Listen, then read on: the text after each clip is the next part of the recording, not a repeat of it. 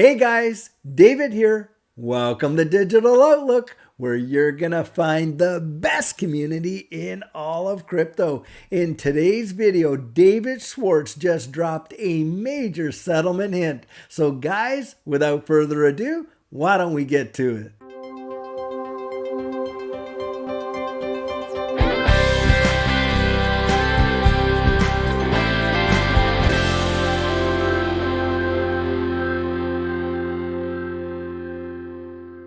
So guys, hey, right at the top, I'm going to ask you if you'd smash the like button down there so that the algorithm will actually push this information out to as many people as possible. That would be truly fantastic. Well, guys, the interwebs are all abuzz because David Schwartz just dropped a major hint with respect to a potential outcome for settlement. And what we're talking about here is his Twitter description. Now, guys, just take a look right over here, because this whole deal, not only has it created a stir on the interwebs, it's even been a result of some news articles. So just take a look here. He's got here Ripple. When a scrappy financial startup takes on a web of corruption, and we know who we're talking about there, right?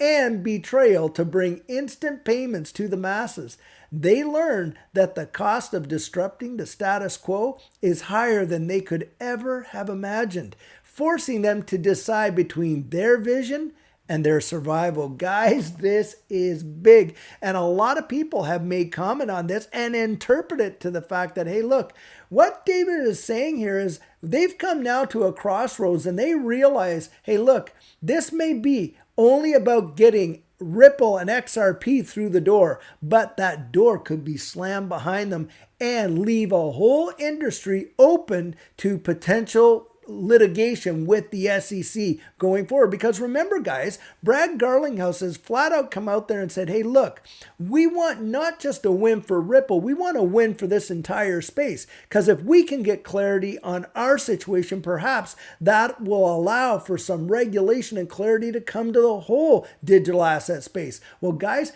just take a look at a further definition right over here, because this is where he's talking about a little more. He says, listen to this quote, and this is coming out of February 20th. The thing is, we can't succeed if the industry doesn't succeed. And that has been their stance. You got to give them a lot of credit for that. A world where, say, Twitter is the only successful internet company is unimaginable. I expect we will always prefer wins for everyone in the space if we can. And so the goal has always been, hey, look, we want clarity for the whole space. And in fact, I've even reported in times past that a win for Ripple would be a win for the whole crypto and digital asset industry. But guys, I think a pinch is on the way here, and David alludes to it right down here.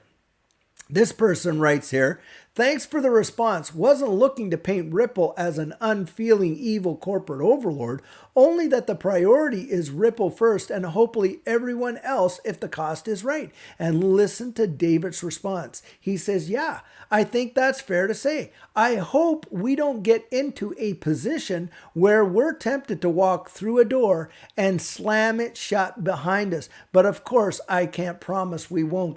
Guys, that's what I think is on the table here. And I think that's what David is alluding to. That look, the proposals that have been thrown in front of Ripple on top of their desks is that, hey, this is a deal we're willing to make with you. And we can resolve this whole situation with Ripple and XRP, and you guys can have clarity, but you're not going to take away our ability to pursue any of these other issues in the digital asset space. Now, having said that, just take a look at this article right over here and look at the date. This is as of today, February 22nd, 2023. Ripple may, quote, walk through the door and slam it shut in SEC case, Ripple CTO says. Now, just take a look down here. Founder and managing member of Dizer Capital, Yassin Mubarak, has taken to Twitter to comment on a recent Twitter statement by Ripple's chief technology officer and co-creator of the XRP ledger, David Schwartz. He referred to a recent comment of Schwartz in which he stated that they, apparently meaning Ripple, may be tempted to walk through a door and shut it behind themselves. The discussion started on February 21st by Twitter user Mr. Huber2, who commented on a recent tweet by Ripple's chief legal officer, Stuart Alderoty. The latter published a post in which he dropped a hint that Ripple may move the SEC case to the U.S. Supreme Court should the current judge take the side of the SEC. Alderoty tweeted that the regulator has already lost 4 of its 5 cases in the Supreme Court. Twitter user Mr. Huber reckons that in this way, Alderoty was threatening SEC Chair Gary Gensler to settle on the terms suggested by Ripple. This would give the fintech giant a unique advantage and clarity over all others. Otherwise, Mr. Huber believes Alderoty means that Ripple will take away his jurisdiction over crypto by beating the SEC in the Supreme Court. Now, guys, the deal I think is this. I think what's happened here is the SEC has come back and they've laid something on the table here in front of Ripple. And of course, we know, like I was saying there, Ripple and Brad Garlinghouse have come out and said, hey, look, a win for us. We want it to be a win for the whole space. But the reality is they probably came back and says, okay, guys, we're willing to work with you and we'll work with Ripple and XRP. But after that, hey, look, that's where it ends because the SEC wants jurisdiction in this space and they want to be able to go after all these other digital asset projects out there and just continue regulation by enforcement. Now, Alderoty is saying, hey, look, these are our terms when it comes to Ripple and XRP. And if we're not going to get any settlement there, hey, we'll take it to the Supreme Court because the truth of the matter is there was no security. There was no initial coin offering, was there? In fact, the only one where we can see for sure there was an ICO is Ethereum. And when you consider all of the shady dealings with Hinman and Clayton around the Ethereum ICO, it is truly staggering. And what is one of the big issues in this thing? The Hinman emails. And we just saw Forbes journalists apply to the court saying, hey, look, the public has a right to see those. And I think what's going on is the SEC is getting rather nervous and they're willing to make concessions for Ripple and XRP. And what could potentially happen here is they could come down and say, okay, fine, we could drag this whole thing out. And we could take it all the way to Supreme Court, but we're prepared to offer you this settlement here. And then that closes the door and the chapter on you and you get through it. And the rest of the space, well, they're on their own. And I think what David Schwartz is saying is, hey, look, we don't want to do that. That's not our intent, but we might be pushed into a situation where that may, in fact, become the reality. So here's where David Schwartz joined in with his comment to say that Ripple cannot win without the whole crypto space winning as well. He added that Ripple will always prefer wins for everyone in the space if we can. The CTO of Ripple then published a tweet that had Yassin Mubarak slightly confused. Schwartz wrote that his company may be put in a position where they would be, quote unquote, tempted to walk through a door and slam it shut behind them. He said that he would not like Ripple to do this, but cannot promise that it won't happen. This tweet from Joel Katz is kind of worrying a bit to me. Who goes through the door and who is shut out? 1, Ripple goes through the door and retail XRP holders are shut out. Or 2, Ripple and XRP go through the door and the rest of the crypto space is shut out. Mubarak called this tweet kind of worrying and suggested 2 interpretations. So guys, the deal is this.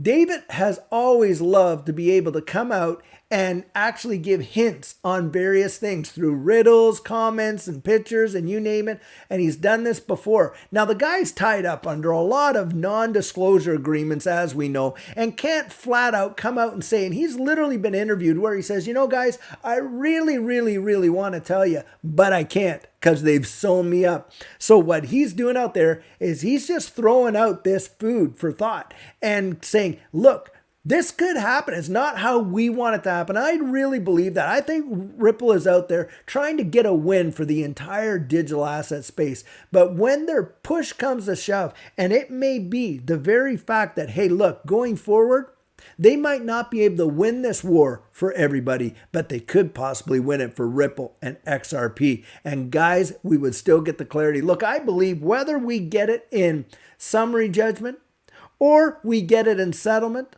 or this thing goes to trial and Ripple wins at trial, or it goes all the way to the Supreme Court and then the whole thing is settled there. Guys, I think we know that Ripple is going to have a win here. There has been no conditions of the Howey test. Look, back in the Howey test days, the oranges were not securities. If that was the case, then every grocer in the United States would have had to register with SEC in order to sell oranges.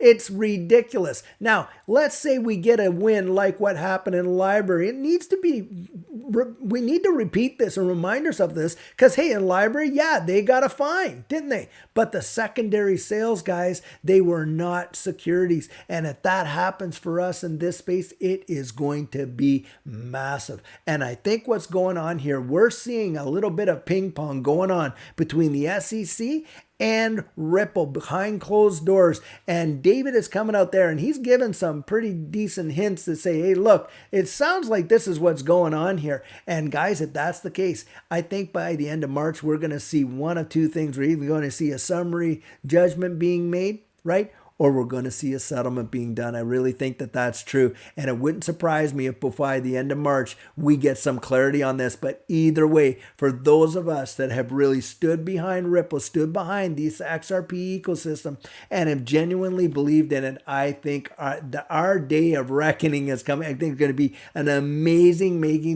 recompense for us to be able to go out there and have that legal clarity over XRP. And it is going to be massive. It will be amazing. And guys, it's something that we want to get behind and actually support in this community because look, a lot of conjecture goes on. It does. And we see it in the comments. People that are out there poo-pooing the space and just really all over Ripple. But they haven't, I mean, it's almost ridiculous when you look at the fundamentals alone of this ecosystem and what the XRP ledger is. Truly monumental. Forget about price because that's what they seem to be beefing about all the time. Price is going to come because utility is going to be in. Application is there. Implementation is there. That's what I genuinely see. And so, guys, I think this is an exciting time. I don't think we have very much longer to wait, and it is going to be amazing. So guys, we've continued with our coaching program, and that is where you and I can meet personally one-on-one for 1 hour over Zoom. And during that time, we work together to develop your exit strategy. We take a look at your portfolio, and we can even get your assets off an exchange and onto a hardware wallet, along with delivering to you some amazing techniques that will really help you in this space. And the cost of that is $250. And if that's something that interests you write me right there at coaching@thedigitaloutlook.com and we'll get y'all booked in.